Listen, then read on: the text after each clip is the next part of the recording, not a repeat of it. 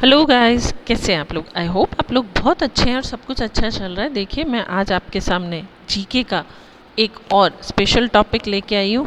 देखिए, हमारा जो भारत है ना, वो विविधताओं से भरा हुआ देश है। कहीं उसमें ऊंचे ऊंचे पहाड़ हैं जो साल भर बर्फ़ से ढके रहते हैं। कहीं उसमें ढेर सारी नदियाँ हैं जिसमें कई सदाबहार जो वर्ष भर बहने वाली नदियां हैं, कुछ बरसाती नदियां हैं। तो भारत में पहाड़ भी हैं और नदियां भी हैं जो पहाड़ों से अपनी घाटियां वह बनाते हुए निकलती हैं। और भारत में कहीं पर विशाल समुद्र है, लंबा चौड़ा समुद्र जिसमें विभिन्न नदियां आके गिरती हैं। और समुद्र जो है वो भारत का बहुत सारा हिस्सा जो है वो कवर करता है। उसका जो प्रायद्वीपीय क्षेत्र है, वो नीचे का जो पूरा पोर्शन है गुजरात के कच्छ से लेके दूसरी तरफ बे ऑफ बंगाल तक, बंगाल की खाड़ी तक का पूरा क्षेत्र वो समुद्र से भरा है। तो इसी तरह कहीं कहीं ढेर सारे पठारी क्षेत्र हैं जिनमें बहुत सारे अलग अलग तरह के खनिज पदार्थ मिलते हैं और भारत को खूबसूरती प्रदान करते हैं। वहीं एक बहुत बड़ी चीज़ है भारत में, अथाह रेगिस्तान, जो भारत के पश्चिमी क्षेत्र में है, जिसमें राजस्थान और ये वाला हिस्सा आता है। कुछ रेगिस्तानी पार्ट लेह और लद्दाख में है जो पूरा ठंडा क्षेत्र है। तो इस तरह भारत विविधताओं का वाला देश है और इसीलिए भारत में विभिन्न क्षेत्रों के विकास के लिए अलग अलग योजनाएं लाई जाती हैं। आज जो हम बात करने वाले हैं वो एक विशेष योजना है। देखिए, भारत जो है वो प्रायद्वीपीय क्षेत्र है, मैंने बताया था। भारत के नीचे का हिस्सा बड़ा ही प्रायद्वीपीय क्षेत्र है और उसमें किनारे किनारे बहुत बड़े बड़े बंदरगाह हैं। तो इन बंदरगाहों से माल ढुलाई भी होती है और आवाजाही भी होती है और इस मामले में उनका विकास बहुत ही पीछे है। सकल घरेलू उत्पाद में जहां रेलवे की हिस्सेदारी 9% है और सड़क परिवहन की हिस्सेदारी 6% है, वहीं बंदरगाह परिवहन के मामले में सिर्फ 1% उपयोग में आते हैं। वर्तमान समय में भारतीय बंदरगाह की दृष्टि से व्यापार जो है, निर्यात व्यापार का 90% हिस्सा बंदरगाहों से होता है। तो देखिए वो कितने महत्वपूर्ण हैं। इन्हीं बातों को ध्यान में रखते हुए वर्ष 2017 में भारत सरकार द्वारा एक नई परियोजना, जिसे सागरमाला परियोजना कहते हैं। देखिए, इसका इंट्रोडक्शन तो बहुत पहले हो गया था, लेकिन शुरुआत इस योजना की 2017 में हुई। देखिए, यहाँ एक प्रश्न बन रहा है कि भारतमाला परियोजना की शुरुआत कब हुई, तो वो हुई 2017 में। अब चलिए हम जानते हैं कि ये भारतमाला परियोजना क्या है।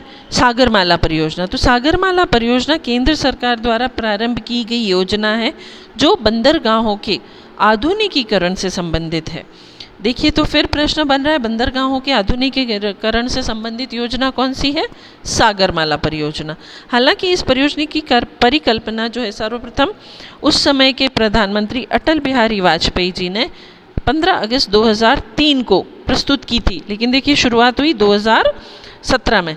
इस परियोजना के द्वारा 7500 किलोमीटर लंबी समुद्र तट रेखा के आसपास के बंदरगाहों के इर्द गिर्द प्रत्यक्ष और अप्रत्यक्ष विकास को बढ़ावा देना है, जिससे कि बंदरगाहों का विकास हो सके। इस योजना में 12 स्मार्ट शहर और विशेष आर्थिक जोन को सम्मिलित किया गया है, जो हम अभी नक्शे में भी देखेंगे। इस योजना के अंतर्गत 8 तटीय राज्यों को चिन्हित किया गया है, जिसमें गुजरात, महाराष्ट्र, गोवा, कर्नाटक, केरल, तमिलनाडु, आंध्र प्रदेश और पश्चिम बंगाल भी शामिल हैं। फिर है, केंद्रीय शिपिंग मंत्रालय को इस योजना की नोडल एजेंसी के रूप में नियुक्त किया गया है।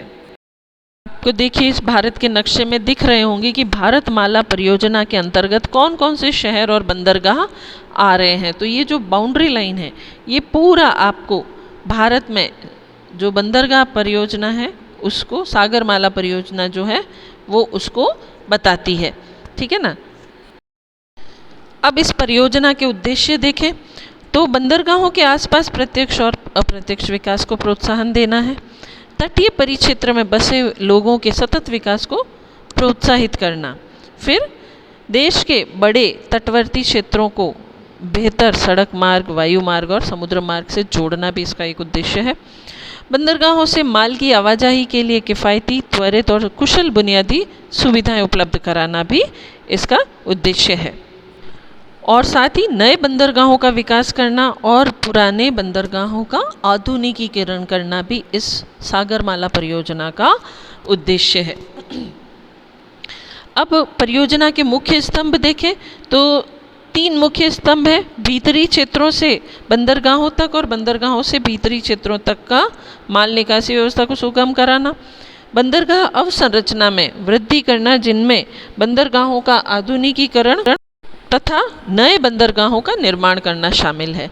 और उपयुक्त नीति और संस्थागत हस्तक्षेपों के माध्यम से पोर्ट लेड विकास का समर्थन करना और उसे और अधिक सक्षम बनाना, साथ ही एकीकृत विकास को सुनिश्चित करने के लिए अंतर एजेंसी और जैसे मंत्रालयों, विभागों और राज्यों के माध्यम से संस्थागत ढांचा उपलब्ध कराना है।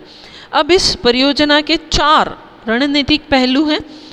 घरेलू कार्गो की लागत घटाने के लिए मल्टी मॉडल ट्रांसपोर्ट को विकसित करना, आयात और निर्यात कार्गो लॉजिस्टिक्स में लगने वाले समय और लागत को कम करना, बल्क उद्योगों को कम लागत के साथ स्थापित करना और कर लागत में कमी करना। फिर बंदरगाहों के पास पृथक विनिर्माण क्लस्टरों की स्थापना कर निर्यात के मामले में बेहतर प्रतिस्पर्धी क्षमता प्रदान करना है। अब मोटे तौर पर सागरमाला परियोजना क्या है? सागरमाला परियोजना के द्वारा कौशल विकास और मेक इन इंडिया को भी ध्यान में रखते हुए बंदरगाहों का कौशल विकास कर औद्योगिकीकरण को बढ़ावा देते हुए तटीय संभावनाओं का दोहन किया जाएगा, जिससे परियोजना के माध्यम से तटीय मछुआरों और तटीय समुदायों के लिए भी नए अवसर सृजित होंगे। यदि परियोजना के सामरिक पक्ष पर विचार करें तो यह चीन की स्ट्रिंग ऑफ पर्ल प्रोजेक्ट के विरुद्ध भारत को बंगाल की खाड़ी और अरब सागर और हिंद महासागर में सामरिक दृष्टिकोण से सुरक्षा भी प्रदान करता है। इसलिए ये कहा जाता है कि सागरमाला परियोजना भारत के लिए न केवल आर्थिक दृष्टिकोण से अपितु सामरिक एवं राजनीतिक दृष्टिकोण से भी अत्यंत महत्वपूर्ण है। बच्चों, ये एग्ज़ाम की दृष्टि से भी एक इम्पॉर्टेंट टॉपिक है, इसलिए बहुत अच्छे से इसको तैयार कीजिए। हम फिर नेक्स्ट वीडियो में हम फिर मिलेंगे। Till then stay tuned with me. Thank you.